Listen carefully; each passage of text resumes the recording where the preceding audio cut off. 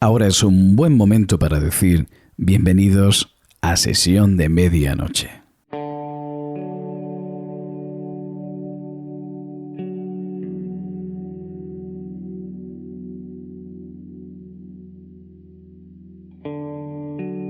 Hace ya un tiempo que tuve el placer de compartir una conversación que teníamos pendiente, mi amigo Juan Francisco Ojeda y yo, Juanfran.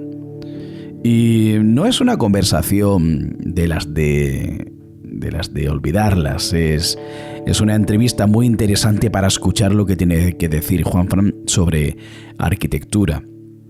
No solo sobre arquitectura, porque ambos compartimos el amor sobre el haiku, sabemos lo que significa, lo difícil que es y el calado que tiene en el mundo occidental. La diferencia que hay entre la poesía occidental y la oriental es increíble. Y Juanfran nos trae mucha información, muchas cosas muy interesantes sobre el haiku y la arquitectura.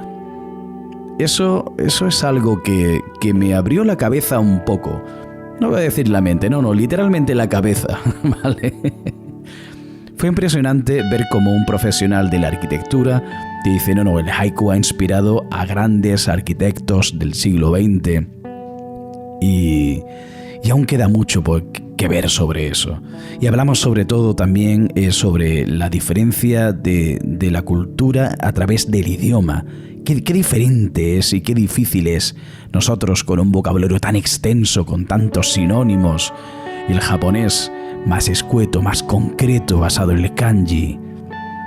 ¿Y cómo es posible que esa idea, lo que pasa en un momento y en un lugar, tenga que ver con los diferentes momentos que van a pasar en un lugar cuando la gente lo visite?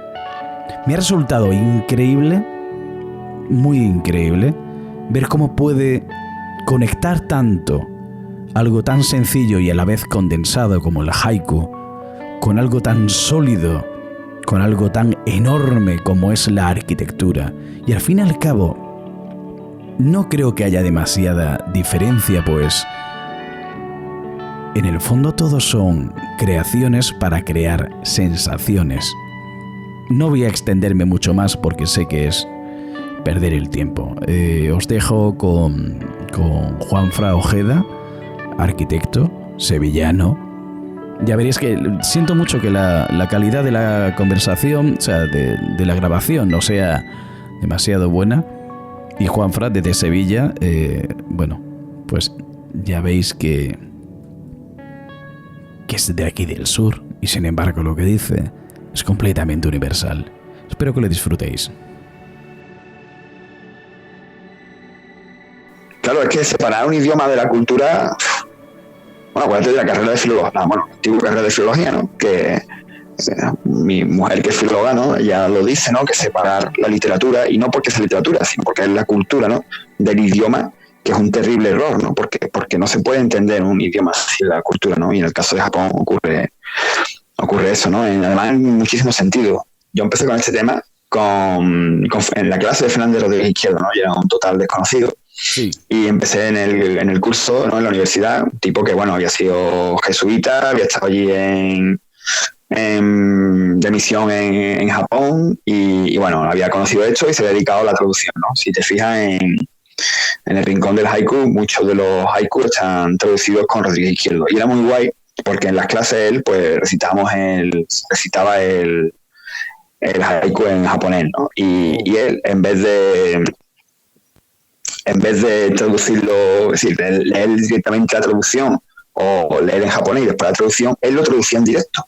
No, que eso era una pasada, porque claro, él iba explicando, ¿no? Cada kanji, por qué lo había traducido así, porque si había juegos de palabras, que algunas veces hay juegos de palabras con los kanji y tal, y tío, yo llegué a la conclusión un día y le dije, mira, Fernando, es que no sé dónde está más el arte, si en el haiku en sí o en la traducción hay otro arte implícito, porque es que intentar sacar de ahí, ¿sabes? La cantidad de historia que tienes que saber, la cantidad de la situación de literatura, de tal, para tú intentar sacar qué ha querido decir el autor y reflejarlo en un idioma que no tiene nada que ver, no sé, me parecía, yo que veía aquello y digo, este hombre tiene la cabeza en, en otra dimensión, porque es que esto no es, porque no es saber un idioma, es llegar a dominarlo a unos niveles muy locos, ¿no? Y después el tuyo propio, porque al fin y al cabo tú estás reescribiendo un poema, ¿no? No es Google Translator, a donde voy, ¿no?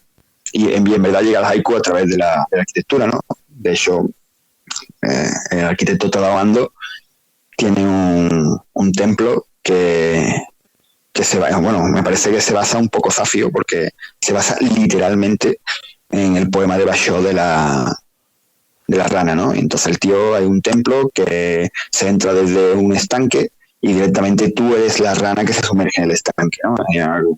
Y bajas a través de un estanque y tal, ¿no? Es decir, que esto es como cualquier cosa, ¿no? Tú al final cuando haces una composición, ¿no? Cuando tú compones o tú al final acudes a tus vivencias, ¿no? Y bueno, si te ha gustado esto, ¿no? Bueno, igual que ha pasado esto, podría haber sido, no sé, Mariana José de Larra, yo qué sé, ¿no? Podría haber sido cualquier otra cosa, ¿no? Pero es verdad que son sensaciones, ¿no? En mi caso particular, ¿no? Por poner un ejemplo, ¿no? El poema también de Basho, ¿no? El de Yamamon Niwano Ugoki Uroya Natsu Sashiki, ¿no? El de la montaña y el jardín, ¿no? Se van adentrando hasta una habitación en verano. Esta traducción es de Fernando Rodríguez Quiero también. No, en ese poema, por ejemplo, ¿no? Que, ojo, la montaña y el jardín se van adentrando hasta una habitación en verano. Esto, por ejemplo, pues estamos, mi compañero y yo, ¿no? Pues haciendo una vivienda para un amigo y tal, ¿no? Y estamos allí liados y tal. Teníamos un problema con el concepto del salón, ¿no? No sabíamos, estamos allí, dale que te pego, haciendo historietas, ¿no? Y no sé cómo allí, pues surgió esta historia, ¿no? Y surgió este haiku, ¿no? Y claro, en ese momento, esa sensación, dices tú, coño, esto es lo que quiero, ¿no? Montaña y jardín se van adentrando hasta la habitación en verano, ¿no? Y al final, pues tú terminas haciendo eso, ¿no? Pues en el caso nuestro, pues una serie de ventanas dirigidas de una determinada forma, una conexión con la parte de un jardín que hicimos a posta, tal y cual, y al final intentamos reflejar esa sensación, ¿no? De Basho, ¿no? Que tiene mucho que ver también con la arquitectura japonesa, ¿no? Porque las montañas y el jardín se introducen porque en la casa japonesa se desmonta digamos, los shoji, las paredes de papel, sí. Se desmonta para que entre fresquito. Entonces al final terminas haciendo un único espacio en el cual si tienes un jardín, pues estás viendo el jardín, la montaña, y que se introducen directamente porque no tienes paredes, ¿vale? Entonces se introducen en tu cuarto, ¿no? Y claro, esto está muy bien porque vamos a ver, la arquitectura japonesa tiene mucha unión con la arquitectura contemporánea, ¿vale? Sí. Esto da para una conferencia, pero bueno, resumiendo, ahora te hago un resumen de todo esto. Entonces, el haiku, al fin y al cabo, lo que trae son sensaciones momentáneas, ¿no? Y a lo mejor sensaciones momentáneas que tú quieres recrear. Pero como muchas se dan en estas casas, es fácil, es decir, es muy sugerente, ¿vale? Mira, a mí un poema que te voy a contar una historia, ¿vale? Sí. Prometo que después del coñazo que te voy a dar, esto va a acabar en un haiku. ¿Vale? Voy a hacer una especie de haiku, ¿vale? Y le voy a meter ahí el texto de Marras y tal. Mira, a principios del siglo XX, ¿vale? Cuando empezaba todo el tema, bueno, en verdad, primera mitad del siglo XX, ¿no? Cuando empezaba todo el tema del movimiento moderno, ¿no? Le Corbusier y tal, y Mies van der Rohe, ¿no? Toda esta gente, pues, surgió un poco el rollo de que, oye, esto que estamos haciendo es muy nuevo, ¿no? Esto funcionará, la gente decía que estas casas eran inhabitables, en fin, se puso un poco en tela de juicio, ¿no? Y bueno, pues ahí hay una lucha, ¿no? Como de valores, ¿no? De algo tan radicalmente distinto a lo que se conocía hasta ahora, ¿no? Entonces, en ese momento ocurre la Segunda Guerra Mundial y varios arquitectos alemanes, entre ellos Bruno Taut, se exilian a Japón, terminan en Japón, ¿no? También allí Frank Lloyd Wright, porque construye allí un hotel, ¿no? El Hotel Imperial en Tokio, ¿no? Y les vuela la cabeza, porque en ese momento descubren que hay una civilización que llevan haciendo el mismo tipo de arquitectura que ellos estaban haciendo, ¿vale? Y no solo que funcionaba, sino que llevaban viviendo, pues, infinito, ¿vale? Entonces eso les explotó la cabeza, porque ellos vieron la confirmación de todas sus hipótesis, ¿no? No estamos locos. No somos aquí los únicos del planeta. Esto que estamos nosotros haciendo aquí, la modulación, liberar el espacio y tal, lo llevan haciendo los japoneses durante siglos y, coño, viven fantásticamente y con un grado de exquisitez inalcanzable en Occidente, ¿no? Entonces, toda esta sensibilidad hace que, en concreto, la arquitectura tenga mucha vinculación con la tradición japonesa. Y por eso hay muchos grandes arquitectos japoneses, por eso los arquitectos, por norma general, ¿no?, se aficionan mucho a arquitectura tradicional japonesa, ¿no?, porque es así, ¿vale? Esto está muy bien, pero tiene un poco de trampa también, ¿vale? Todo esto que estoy contando, porque, bueno, hay un profesor de la Universidad de Kioto, Masuda, que tiene lo leí en un texto en una introducción de un libro de arquitectura japonesa, ¿no? Y el tío da en el clavo, ¿no? Y dice que toda esta admiración por toda esa arquitectura y tal, de Occidente hacia Oriente, ¿no?, que en realidad es una farsa, ¿no? Y dice que es una farsa porque, claro, dice que son conclusiones distintas, y tiene razón, hay hechos distintas, mientras que en Occidente es un intento de limpiar de ornamento, intentar que el espacio fluya, que tal.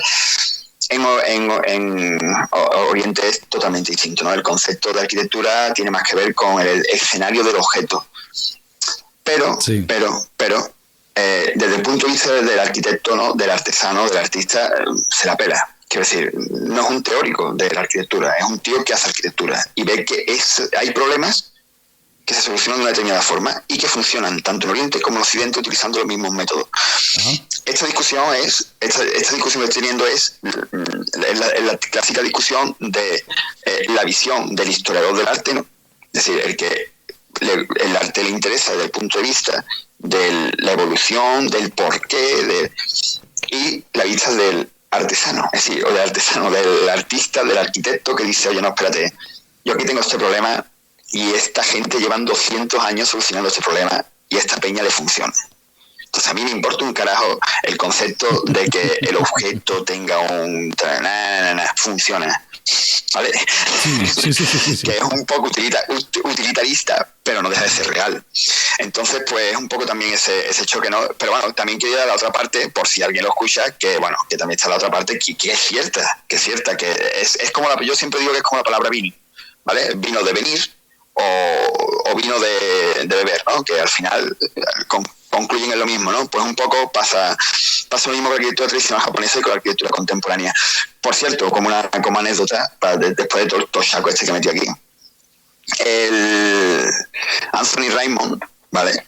Es un arquitecto que estuvo trabajando con Frank Lloyd Wright en Hotel Tokio, ¿vale? Y se le voló tantísimo la cabeza con este tema que no se le ocurrió otra cosa que trincar a carpinteros japoneses, ¿vale? Y construir una mansión de Le Corbusier, ¿vale? Sí. Construyó una mansión de Le Corbusier con arquitectura totalmente japonesa. La mansión Errázuriz, ¿vale?, que está en Chile, de Le Corbusier, ¿vale? El tío la construyó con materiales japoneses y con arquitectura japonesa, con su tejado de fibras vegetales, sin utilizar clavo, todo con tal, y en fin, todo tal, ¿no? Después escribió a Le Corbusier y Le Corbusier, bueno, le contestó amablemente diciendo que era un halago, que tal, que todo esto, pues que... Bueno, no sé hasta qué punto Le Corbusier pensaría que estaba como una puñetera cabra, que pudiera haber pasado y dijera, oye, voy a escribirle a este tío amablemente, no voy a hacer que como yo diga lo que piense, es capaz de presentarme en casa después de haber hecho esto, se presenta en casa con un rifle. Te quiero decir que la gente esto, en la arquitectura esto chocó. que no es incluso en El Benévolo, que es una de las grandes biblias de la arquitectura contemporánea, es un libro de historia, ¿no? Se encuentra uno de los esquemas de Bruno Taut sobre arquitectura japonesa, como el tío va descartando la arquitectura budista y se queda con la shintoísta, que es la que a él le interesa, porque es la que está en conexión con todo lo que estamos hablando. Ajá. Bien, ahora viene la parte del haiku. Después de todo el peñazo que a nadie le interesa, ¿no? No, pero mira, en Occidente toda la crítica que se le dio a la arquitectura contemporánea, ¿no? Y el adjetivo que la gente lo decía era que la gente le decía era que la arquitectura contemporánea era fría, ¿vale? Que de hecho Mies van der Rohe, que era un tipo bastante peculiar, dijo en una entrevista que su obra, dice, muchos dicen que mi obra es fría, pero el frío caliente solo puede ser un vaso de leche, no arquitectura, ¿no? Un poco no tan cabronado. Bueno, pues llegué a leer un haiku que a mí, cuando lo leí por primera vez, me voló la cabeza, ¿no? Y viene mucho también por lo que contaba antes, ¿no? Y por cómo te sugiere cosas que no tienen absolutamente nada que ver a lo mejor con la intención del autor, ¿no?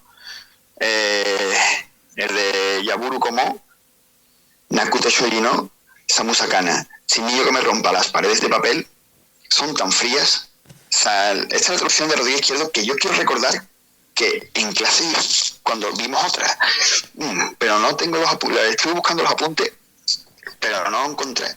Este es el que está publicado en el Rincón del Haiku, por cierto. Y sin niño que me rompa las paredes de papel. Las paredes de papel es el shoji, ¿no? Bueno, sí. Claro, esto es un problema de traducción, por ejemplo. Shoji, 2 sílabas. Paredes de papel, copilla. ¿Sabes? Es un poco, ¿no? Este poema es muy guay, porque todo lo que he contado antes está sintetizado en esto, fíjate. Dice, aquí esta es de Shijo, ¿no? Y ella habla de la muerte de su hijo, ¿no? Y claro, esa sensación, ¿no? De que el chiquillo pues le rompía las paredes de papel, ¿no? Sí. Y claro, cuando el shoji se rompe, no lo cambias entero, sino que lo que hace es que recorta, como son cuadritos, no sé si la gente tiene la cabeza un shoji. Google imágenes, por favor, un momentito. el shoji es las paredes tradicionales de las casas japonesas, ¿no? Entonces es como una especie de cuadrícula, creo que lo hemos visto en muchas películas, ¿no? Es una especie de cuadrícula que se tapa con papel de arroz y es muy chulo porque da una... Es translúcido. En invierno, sí. Cuando dan al exterior, en invierno creo que se cambian por una especie de paneles de yeso para que aíslen del frío. Pero bueno, la idea es utilizarlo como de ventanal, ¿no? Sí. A modo de vidrio, pero claro, evidentemente es más fácil y más económico el papel, ¿no? Entonces, pues, de hecho, fue uno de los avances de la arquitectura japonesa, el cambiar el vidrio, porque aquí nunca se pudieron hacer grandes ventanales porque lo cerramos con vidrio y el vidrio es muy caro y muy difícil, hasta hace relativamente poco. Claro. Bueno, no es rollo. A lo que voy, el niño rompe las paredes de papel. Entonces, claro, como tú el cuadrito no lo cambias, al final, si tú tienes un niño todo el día metiendo los dedos, yo tengo una niña pequeña y eso es imposible decir todo el día con el dedo metido.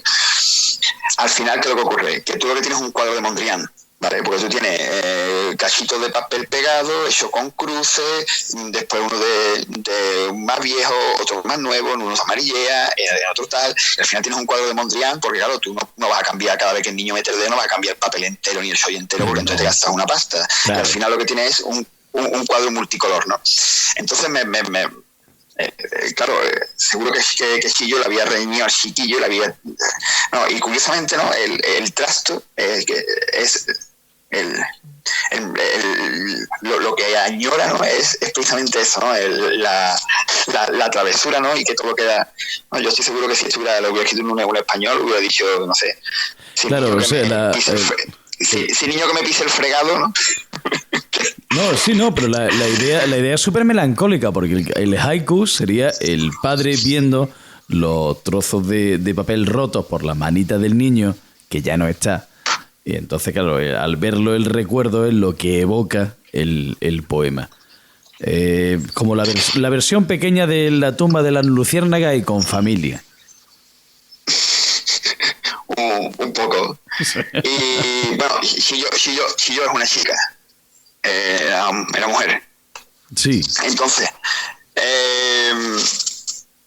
a lo que voy, cuando yo escuché este poema, ¿vale? Que fíjate todo lo que sugiere, ¿no? Tío, yo me quedé con el Musakana, con el último de estos. Son tan fríos, ¿no? Utiliza la palabra Samusa, que significa frío, como cuando tú sientes frío. Y fíjate, tío, en el siglo XVIII, el adjetivo que Shiro utiliza para describir la pared lisa, blanca, sin romper, es frío. La misma crítica que le hacían a la arquitectura contemporánea, ¿no? Entonces yo cuando escuché ese haiku, lo del hijo está muy bien, pero a mí me vino a la cabeza, yo dije, coño, esto podría ser tenía que estar escrito en la primera página del Benévolo, cualquier libro de arquitectura moderna, ¿no? Porque es que es una tipa de hace 300 años que sentía la misma sensación que sienten ante arquitectura contemporánea ahora, ¿no? Sí. Y posiblemente si yo le cuento este rollazo a Shillon me manda al carajo, ¿no? Mira, tío, ¿de qué estás hablando, tío? Yo estoy aquí ligada con la muerte de mi hijo y tú piensas y creo que eso es lo grande de todo esto, ¿no? Y por eso el Haibun me gusta menos. Ah, mira.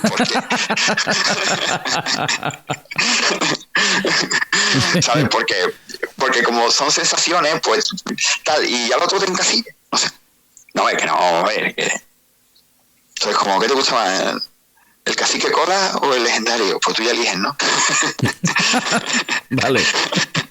Pues esto es un poco igual. Y cuando muchos poetas ilustraban los haikus, no sé si lo sabes, con la que utilizaban era la acuarela. La aguada. Sí. Sí, bueno, la acuarela, sí, la acuarela. Iba a decir la tinta, la acuarela. Es que es la misma técnica, bueno, prima hermana. A lo que voy, rápida. ¿Sabes que no pintaban un óleo? No me entiendes, ni hacían un grabado en una tabla a los Hokusai, ¿sabes qué decir, no? Sí. Hacían algo rápido. Entonces, hoy en día, quizá no tiene tanto sentido la acuarela como la fotografía. ¿Sabes qué decía, no? El apunte rápido. Entonces, es como lo más inmediato, porque al fin y al cabo son imágenes, ¿sabes? Claro, llevártelo, por ejemplo, a temas más... Lo que yo hablaba antes de la arquitectura, ¿no? Al fin y al cabo son sensaciones. Y es lo que te contaba antes, ¿no? De mis haikus favoritos, ¿no? Es uno de Masahide, ¿no? Que es muy famoso, ¿no? El de la casa, ¿no? El de ¿cómo era? Kura Yaquete, ¿no? Sawaru Moronaki Tsukimi Kana, ¿no? Se incendió mi casa, ahora ya nada me obstruye la visión de la luna, ¿no? Sí. Lo he visto traducido y hay uno que es igual, pero en vez de la visión de la luna, ojo, es el disfrute de la luna. O tal. Creo que era el disfrute, estoy hablando de memoria, ¿vale? Sí. ¿Qué quiere decir? Al final, cuando lo traducen, intenta que sea el número preciso de sílabas y alteran el significado de una forma que a lo mejor no mola tanto, ¿no? Si no se puede, no se puede. ¿Sabes qué decía, no? Sí. Y Fernando Rodríguez Izquierdo siempre decía lo mismo, ¿no? Que en el haiku la métrica, cuando lo traduce, y muchas veces él acudía más que a la métrica, a la proporción de los versos, decía él. Dice, a lo mejor tiene más sentido. Estás más en sintonía con lo que el poeta quería decir y tú, como no te cabe en tu idioma porque es imposible, pues sigue la misma proporción y ya está. Bueno, eso claro, eso lo hacía Juan Ramón Jiménez, que tenía una colección de haiku. Bueno, hay muchos que tenían. García Márquez tenía también. Pero Juan Ramón Jiménez, que ya era un punky de lo suyo de por sí, el hombre lo que hacía era adaptaba un poco la rítmica y la métrica un poco a lo que él veía en conveniencia. Porque claro, de ese hombre no lo va a cerrar dentro de una estructura. Él no se veía en ese tema. No, claro. Además, fíjate, por ejemplo, un ejemplo que tenemos muy a mano, ¿no? Para la gente que no esté versada en esa historia. Que es lo normal, que la gente no esté tan loca. en la poesía inglesa, ¿no? Y fíjate que el inglés y el español, hombre, por lo pronto no son son lenguas más o menos lejanas, pero es que el japonés está en las antípodas. Entonces, claro, pues se ven las diferencias, ¿no? Respecto al idioma, ¿no? Y la poesía es muy diferente, y incluso el concepto y los ritmos y tal. Y, en fin, bueno, la música, las canciones, ¿no? También son muy diferentes, ¿no? Y tiene ligado con el idioma, ¿no? Y no sé. Es que decir que el tema de la traducción, a lo mejor hacerlo tú no tanto, porque tú ya estás jugando con tu idioma. Es que esto que estamos haciendo nosotros es un tío de Osaka y un tío de Tokio, ¿vale? Uh-huh. Hablando de Camarón de la Isla, ¿sabes? Eso es lo que estamos haciendo nosotros aquí ahora mismo, ¿vale? Sí. El haiku, no hablo de haiku, hablo y no hablo del haiku. Al final, es que nosotros tenemos como, no sé, tenemos un sistema educativo en que cogemos a las artes y las destripamos, las hacemos cajitas, y tú te dedicas a esto, pero que lo otro es otra cajita, ni la mires. Y la realidad no es así. La realidad es que las cosas se mezclan porque los humanos nos mezclamos, porque somos así. Y entonces al final, en realidad, esto no solamente pasó con el haiku. Sí, esto que tú estás contando, de decir, oye, esta es la esencia, este es el camino y esta gente lo llevan haciendo 200 años. Ocurrió con el impresionismo, por ejemplo. Gauguin copiaba los ukiyo-e que le llegaban a las manos a través de los comerciantes holandeses, y Japanismo se llama todo ese movimiento, ¿no? Donde la gente decía, puñeta, es que esto que estamos nosotros aquí peleándonos con el color, yo hacían esta peña hace 200 años, ¿sabes? Y tienen una tradición respecto a esto, y nosotros aquí nos estamos partiendo la cara. Ojo, claro. Eso siempre lo hace el artista, ¿vale? Igual que te decía antes, la gente que te he comentado que se volvió loca fue Le Corbusier, Frank Lloyd Wright, Bruno Taut, bueno, Anthony Raymond, que ya se le fue la pinza y se construyó la casa, pero eran el artista.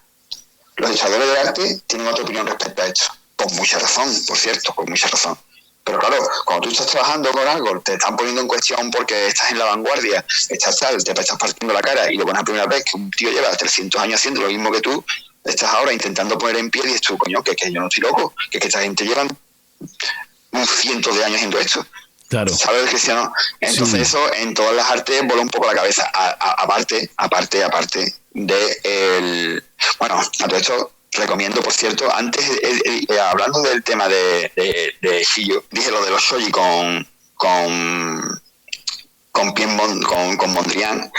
Hay un articulito de Elena Uehara que hace una relación geométrica entre los cuadros de Mondrian y la arquitectura tradicional japonesa, que es canela en rama. O sea, quiero decir con esto que eso es otra cosa, ¿no? Es decir, un tío abstracto, no sé qué, y sin embargo, ver esas fuentes, ¿no? Y no sé si... Que al final es una especie de justificación, ¿no?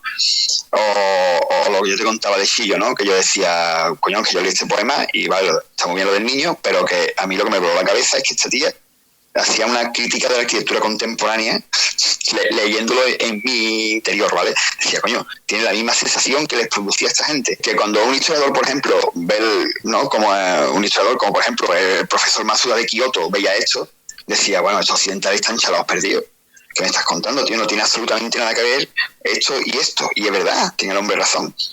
Pero por otro lado estaban los arquitectos que decían, coño, es que les funciona. Es que oye, me estoy centrando mucho en la arquitectura porque es que esto es igual que tú en el cine, es que es mi curro. Entonces, claro, un poco mi obsesión está ahí, ¿sabes?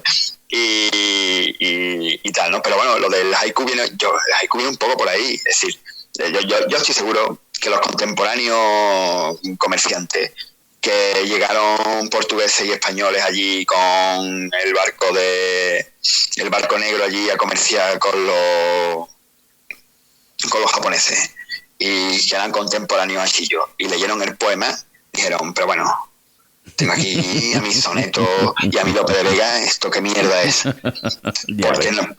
Porque era un tío del siglo XVII, ¿vale? Entonces, ¿dónde está la sensibilidad? Y si Lope de Vega le llega la rana y el estanque, dije Lope de Vega, pero bueno, digo, ¿dónde vas con mantón de Marilario? Esto es una cafrada, ¿sabes? Claro, entonces, claro. Date cuenta que toda esa puesta en... De hecho, incluso los propios japoneses tienen una crisis con su propio arte, ¿eh? No me digas. Sí, esto es muy famoso, porque ellos asumen que lo de Occidente está bien y lo suyo está mal. Y curiosamente son los propios occidentales los que empiezan a poner en valor el arte oriental, ¿no? Sobre esto hay un libro que está muy bien, que es el Elogio de la Sombra de Tanizaki, ¿no? Donde todo esto lo explican muy bien y tal, ¿no? Y en cine las hermanas Munataka también lo explican muy bien, de Mizoguchi, creo que recordar que era, ¿no? De Kenshi Mizoguchi, ¿no? Ni idea. O de Ozu, creo que es de Mizoguchi. Sí. No lo voy a buscar en internet, lo siento.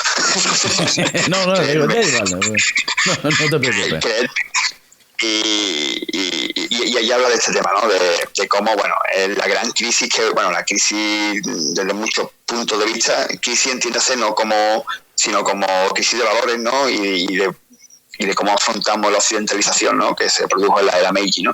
Y todas estas cosas, pues tal, ¿no? Y curiosamente los occidentales, ojo, ya del siglo XX, volvemos a repetir, si los contemporáneos a todos estos artistas